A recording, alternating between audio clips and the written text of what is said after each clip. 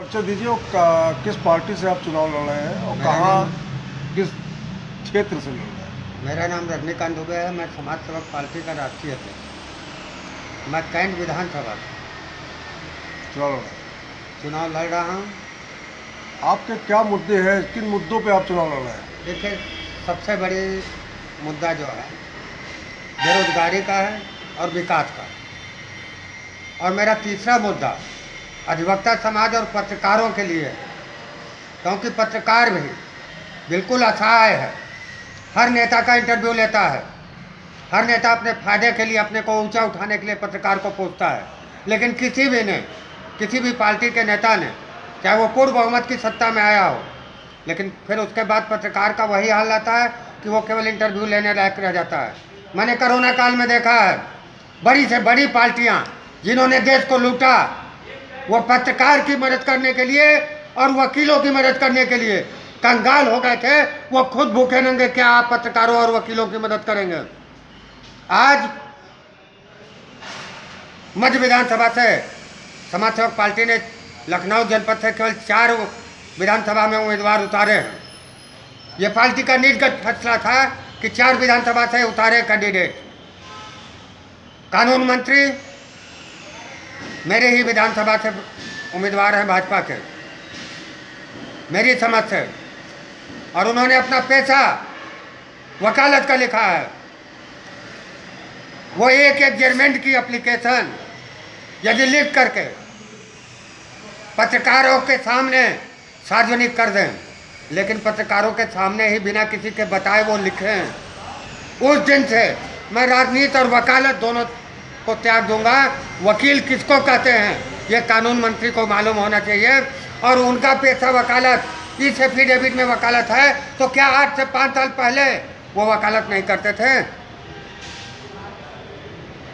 इस तरीके से। और अधिवक्ता समाज को उन्हीं का आज से 6 महीने पहले उन्होंने कहा था 5000 नोटरी बनाए जाएंगे, जिस समय अधिसूचना नहीं जारी हुई थी। बीजेपी जुमलों की पार्टी है, केवल जुमलों ने कहा है। एक भी नोटरी अधिवक्ता नहीं नियुक्त किया गया। कोरोना काल में आज उनको मध्य विधानसभा से कैंट विधानसभा में चुनाव लड़ने की इसलिए जरूरत पड़ी कि मध्य विधानसभा में चुनाव जीतने के बाद वो पलटकर गए ही नहीं।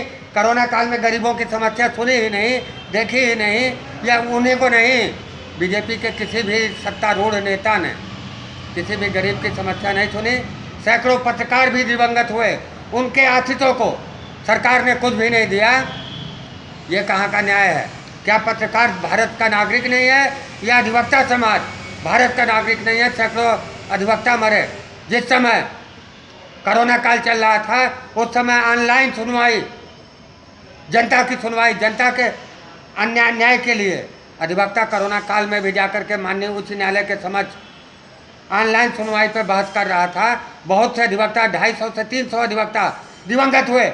मैं पूछना चाहता हूं सरकार से, कितना पैसा वर्ल्ड बैंक से इन्होंने लिया और अधिवक्ता समाज के आश्रितों को और मृतक पत्रकार के आश्रितों को क्या दिया इन्होंने? अच्छा, बार बार आप पत्रकारों की बात करते हैं सर। अगर आपका सरकार बन रहा है या आपकी सीट निकल रही है, आप आते हैं विपक्ष में बैठते हैं, तो आप पत्रकारों के लिए क्या करेंगे? देखिए, ऐसा है कि मेरी कथनी और करनी में अंतर नहीं है। समाज सेवक पार्टी के समाज सेवक पार्टी की वेबसाइट सार्वजनिक है, जिसमें पार्टी का कॉन्स्टिट्यूशन भी सार्वजनिक है।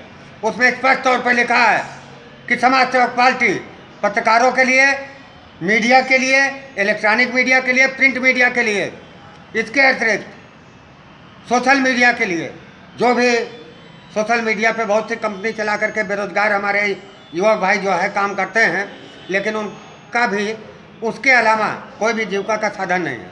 उनको आगे बढ़ाने के लिए डिजिटल इंडिया की बात सरकार करती है, लेकिन सोशल मीडिया और इलेक्ट्रॉनिक मीडिया को आगे बढ़ाने के लिए कोई भी सहायता, उनका जीवन, उनका परिवार सब कुछ असुरक्षित है, उनके लिए नहीं कोई सोचता है।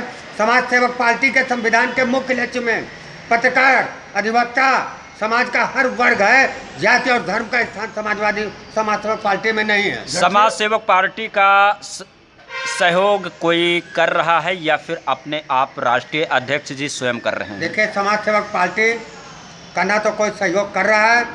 मैं स्वयं 1989 में जिस समय हमारे कानून मंत्री, चूँकि हमारे बैचमेट हैं, कभी यूनिवर्सिटी के प्रेसिडेंट हुआ करते थे, उस समय मैं KKB डिग्री कॉलेज में छात्र संघ का उपाध्यक्ष था। उन्होंने राजनीति का रास्ता पकड़ा, मैंने एक गरीब आदमी को छुड़ाने के लिए वकालत का रास्ता पकड़ा। मैंने गरीब को छुड़ाया, वो आज कानून मंत्री हैं।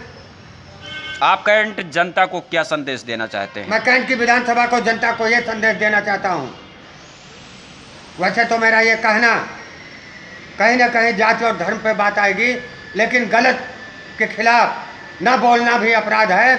18 से 19 हज़ार ब्राह्मणों की हत्या इन 5 सालों में हुई, फर्जी इनकाउंटर हुए, उस पर ब्राह्मण समाज के लोग जो सत्ता में बैठे हैं, चाहे ब्राह्मण हो, चाहे दलित समाज की बेटी हमारी हाथरस कांड की हो, उन्नाव की हो, इन नेताओं के मुंह में, इन कैबिनेट मंत्रियों के मुंह में ताले क्यों लग गए थे? पत्रकारों की हत्याएं हुई इसी सरकार में, उस समय इन मंत्रियों और भाजपा के सारे नेताओं के मुंह में ताले की जबान क्यों लग गई थी? चलिए, बहुत बहुत। और जहां तक आपने पहला सवाल किया मुझसे कि समाज सेवक पार्टी कुछ करेगी या नहीं करेगी, समाज सेवक पार्टी अभी सत्ता में नहीं आने जा रही है, क्योंकि समाज सेवक पार्टी कुछ सीटों पर लड़ रही है, लेकिन जिन सीटों पर लड़ेगी अपने स्तर पर जीतेगी।